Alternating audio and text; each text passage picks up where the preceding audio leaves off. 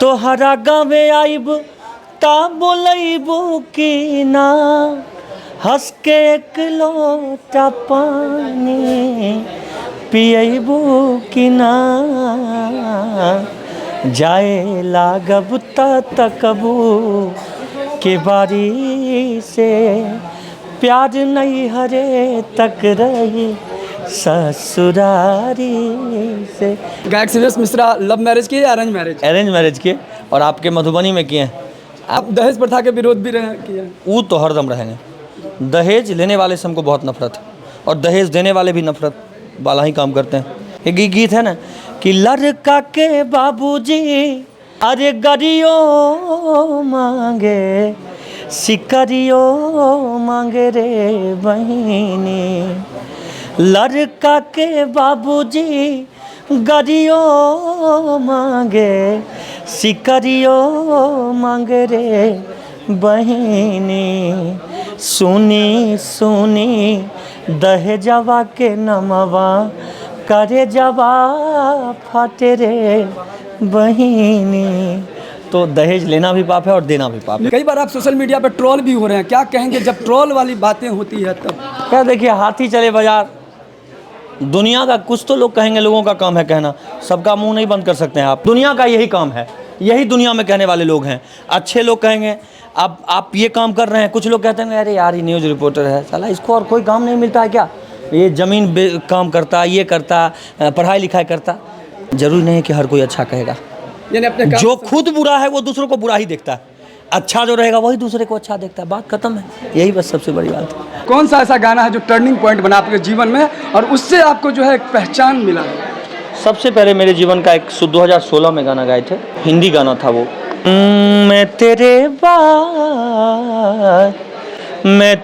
बाद मोहब्बत को भूल जाऊंगा, मैं तेरे बाद मोहब्बत को भूल जाऊंगा, इश्क का रोग नहीं दिल को अब लगाऊंगा, मैं तेरे बाद मोहब्बत को भूल जाऊंगा। ये गाना मेरे जीवन का सबसे बड़ा टर्निंग पॉइंट रहा। उस समय 30 मिलियन गया था 2016 में। जिंदगी कांटों का सफ़र है, हौसला इसकी पहचान है। जिंदगी कांटों का सफ़र है, हौसला इसकी पहचान है। रास्ते पे तो सभी चलते हैं मगर जो रास्ता बनाए वही इंसान है।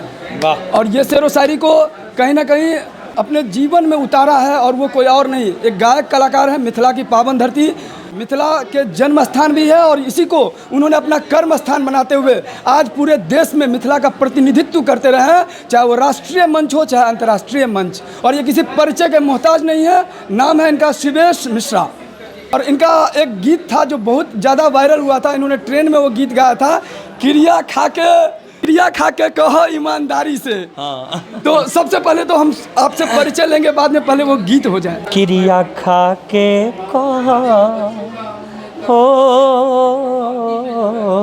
ए करे जाओ, क्रिया खा के कहो ईमानदारी से, प्यार नहीं हरे तक रही ससुरारी से, प्यार नहीं हरे तक रही ससुरारी से। ये गाना का सबसे प्यारा लाइन कि तोहरा गावे आइब ता बोलैबू कि ना, हंस के एक लोटा पानी पियबू कि ना,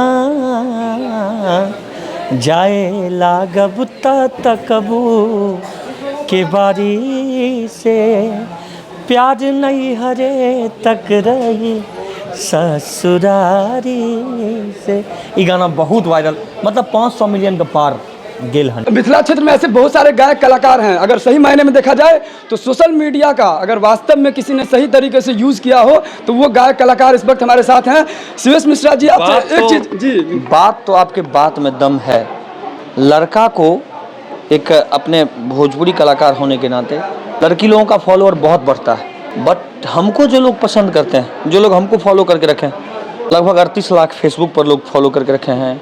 एक फेसबुक आईडी है उसका लगभग 9 लाख लोग हैं और बहुत सारे ऐसे ऐसे लोग बना के मेरे नाम से चलाते भी हैं जो उनका चल रहा है अच्छा खासा, किसी का 2 लाख, किसी का 3 लाख, किसी का 4 लाख, ऐसे करके भी लोग 5 लाख वाले भी हैं जो चला रहे हैं मेरे नाम से फेसबुक पेज। और यूट्यूब पर 19,50,000 है फॉलोअर, इंस्टाग्राम पर 4.5 लाख के आसपास है।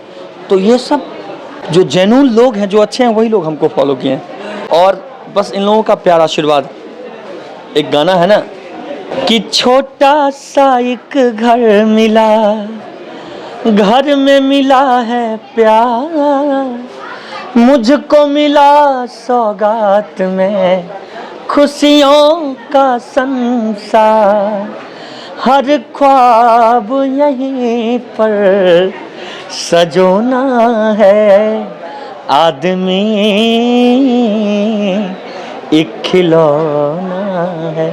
और ये सच बात है, आदमी खिलौना है। हम लोग को कुछ नहीं मिला था, समझिए तो न घर था, न द्वार था, न परिवार था, कुछ भी नहीं था हमारे पास। कैसे शुरू हुई थी आपकी गायकी की सफ़र? शुरू माता पिता नहीं चाहते थे कि हम कलाकार बने, वो लोग चाहते थे कि हम कोई अच्छे पद पर नौकरी करें। पापा बहुत गरीब किसान थे हमारे, भैंस चराते थे मेरे पापा जी। और मेरी माँ को भैंस चराने के बाद पापा पढ़ाई भी भैंस पर बैठ के करते थे। उसके बाद मेरे माँ को आंगनवाड़ी में नौकरी हुआ 150 रुपया का महीना पर, उस समय 1993 में, मेरे जन्म के बाद। मेरा जन्म स्थान तो बेगूसराय हुआ, दल सिंह सराय के बगल में अहियापुर गांव है।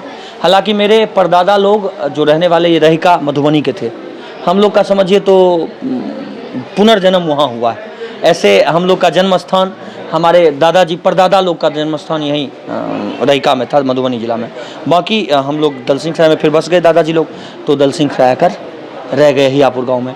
बाकी बहुत कुछ नहीं मिला हम लोग को, जीरो से शुरुआत हुई और जीरो से अभी भी बढ़ ही रहे हैं, मेहनत ही कर रहे हैं, क्योंकि मेहनत करने वालों की हार नहीं होती, बिना किए कभी जय जयकार नहीं होती। अभी तो हमने मुट्ठी भर ज़मीन नापी, अभी तो पूरा आसमान बाकी है। बस मेहनत कर रहे हैं, आगे सब लोगों का आशीर्वाद प्यार। कुछ लोग गलत भी कहते हैं, कुछ लोग अच्छा भी कहते हैं, कुछ लोग बुरा भी कहते हैं, हर किसी को रोक नहीं सकते आप। लेकिन हाँ, अपनी इंसानियत एक जिंदा है। मैं सोचता हूँ कलाकार से पहले एक अच्छा इंसान बनना ज़रूरी है। अगर आप कलाकार से पहले एक अच्छा इंसान बन जाते हैं तो दुनिया में आप सारा काम अच्छे से कर लिए हैं। अब आप मरिएगा तो टेंशन नहीं है मरने का भी। तो हम अच्छा काम जरूर करते हैं, लोगों की सेवा करते हैं, गरीब लोगों की हमेशा मदद करने का सोचते हैं। जो ही है, हम 2 पैसा ही कमाते हैं, उसमें सोचते हैं कि 1 पैसा खर्च करें उन लोगों के लिए जो असहाय लोग हैं। किसी न किसी को देख के लोग प्रेरित होते हैं। आप किससे प्रेरित होकर गायकी के क्षेत्र में आए थे? गायकी के क्षेत्र में प्रेरित हुए उदित नारायण साहब से। हम हिंदी पहले बहुत गाते थे, उनको सुनते थे बहुत। बचपन से ही गाना अगर बगल बजता था ना, एक आदमी थे उनके यहाँ डेस्क बॉक्स लगा था, उस समय रील वाला कैसे चलता था। क्या स्कूली लाइफ की बात बोल रहे हैं? हाँ, स्कूल लाइफ। उस समय हम 6ठा 7वां में थे, तब मिडिल स्कूल से ही पढ़े थे, हाई स्कूल से ही पढ़े थे, सरकारी से ही पढ़े हैं। तो वो सब करने के बाद प्रेरणा मिली, गाना सुनते सुनते हम भी गाने का कोशिश करने लगे। फिर स्कूल में 15 अगस्त स्वतंत्रता दिवस, 26 जनवरी गणतंत्र दिवस, उन सब में हमको गाने का मौका मिलता था। धीरे धीरे यहाँ तक का सफ़र कब पहुँच गए। कई लोग ठगी का भी शिकार हुए इस भोजपुरी लाइन से। फिर धीरे धीरे पता नहीं महादेव की कृपा यहाँ तक पहुँच गए, सब लोगों के आशीर्वाद प्यार से। अब तक का आपके जीवन का सबसे सर्वश्रेष्ठ दिन, सबसे अच्छा पल, जिसको आप अविस्मरणीय कहें, यादगार पल कहें, वो लम्हा जो आपको लगा कि इस ज़िंदगी में बार बार आए? देखिए, एक पल था जो मेरे जीवन का बहुत प्यारा पल था। सबसे बड़ा पल जब दादा साहब फाल्के आइकॉन अवार्ड से हमको सम्मानित किया गया था। कहाँ पर? मुंबई से। तो वो भोजपुरी में बेस्ट स्टेज सिंगर का अवार्ड मिला था हमको। तो वो एक हमारे लिए पल था जो हम चाहते हैं कि जीवन में बार बार आए। बाकी हम ब्लॉग वगैरह भी बनाते रहते हैं, और ब्लॉग लोगों की मदद के लिए बनाते हैं, अपने लिए बनाते हैं। हमारे संबंधित कोई प्रॉब्लम हमको होता है तो हम उसके लिए ज़रूर खड़े रहते हैं। इसलिए करना खुद भी चाहिए इंसान को, क्योंकि दूसरे के कंधे पर जनाजे उठाए जाते हैं। ये जब तक शरीर में दम है तब तक खुद लड़ते रहिए।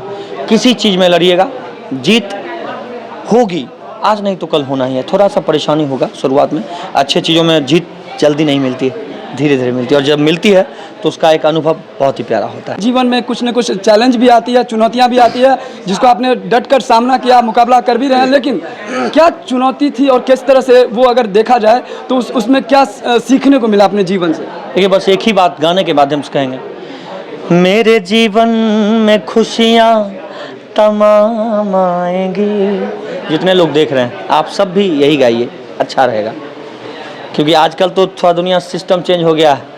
जय सार जय सर हो जय ससुर देवा, अब माए बाप का झाड़ू मारो, बहू का करो सेवा, ऐसा सिस्टम चल रहा है। ये नहीं होना चाहिए। मतलब पत्नी से पहले माता पिता को संज्ञान कीजिए कि मेरे जीवन में खुशियाँ तमाम आएंगी, ले लो माँ की दुआएं तुझे काम आएंगी।